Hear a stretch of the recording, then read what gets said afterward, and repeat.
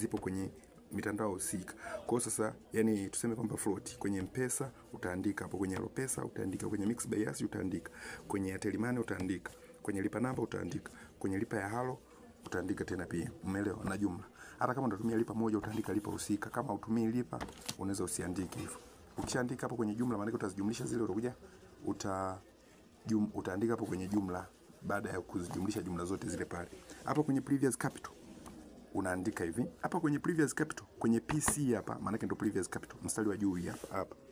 Kwenye previous capital maana unaandika kiasi cha nyuma kilichokuwepo. Maana let's say kabla haujaanza kufanya hivi, maana inabidi wewe umejumlisha hela zote ulizonazo wewe. Maana jumla za mkononi na jumla ambazo zipo kwenye simu ndio unaziandika hapa. Hapa cash in hand unaziandika zile cash ulizonazo mkononi, cash tu. Achana na ambazo zipo kwenye simu. Hapo unaziandika za mkononi tu.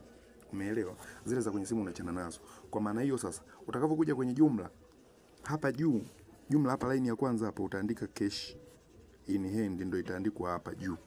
Umeelewa? Kwenye jumla ya pesa zote. Hapa juu maana utaandika cash in hand. Alafu hapa chini hapa utakuja utaandika jumla uliyoipata kwenye float kule. Ndio utakuja utaiandika hapa chini hapa. Jumla ya kwenye float. Ndio utaiandika hapa. Ukishaandika hapa, unakuja unajumlisha pesa za kwenye cash in hand, unakuja unajumlisha na pesa za kwenye jumla ya float. Ukishajumlisha unapata toto, ambapo hiyo toto utakayopata ndio unaiandika hapa. Kwa mfano kama kwenye cash in hand kuna 100,000, si ndio? Kuna 100,000. Alafu kwenye jumla ya float zote kuna 500,000. Kuna 500,000, si ndio? Umeandika hapo.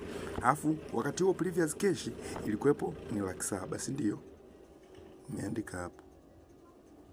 Sasa kwenye cash in hand hapa kuna hiyo hapo 100,000, si ndio? Kwa sasa cash in hand ulipandishia hapa, umeiandika. Alafu kwenye jumla ya pesa zote, alafu jumla ya float umeiandika hapa, si ndio? Ukishaandika jumla ya float hapa, unakuja unajumlisha jumla ya float jumlisha cash in hand. Utakapokuwa umeandika hapo utapata jumla, maana yake utajumlisha 500,000 jumlisha 100,000 unapata 600,000. Unaandika hapa 600,000, si ndio? Kwa maana hiyo sasa hapo utakuwa umejua kabisa kwamba jumla ya pesa zote kwa hiyo siku unashinda una 600,000. Sasa namna ya kujua sasa kama kuna short ama kuna nini, unachukua jumla ya pesa zote unatoa kwa previous capital. Hapo ndo utajua kabisa kwamba leo kuna short, labda kuna loss ya shilingi kadhaa. Leo labda kuna kiasi fulani ya kipu, inakupa urahisi kujua hivyo. Kama kuna ongezeko utakuwa inakupa urahisi kujua hivyo. Kwa maana ukishamaliza hapo, umesaini, umekuta kila kitu kipo clear, unakuja huko mwishoni unasaini sahihi yako wewe mhusika hapa, ambaye umefunga hesabu kwa hiyo siku. Maana yake ni kama ikitokea ofisini mpo watu wengi, mnafanya kazi watu wengi hivyo. Kwa hiyo hako ndo kana mnafanya hivi, ambapo kidogo mimi nakatumia kwenye data saving na kutaka nanipa urahisi hivyo tu.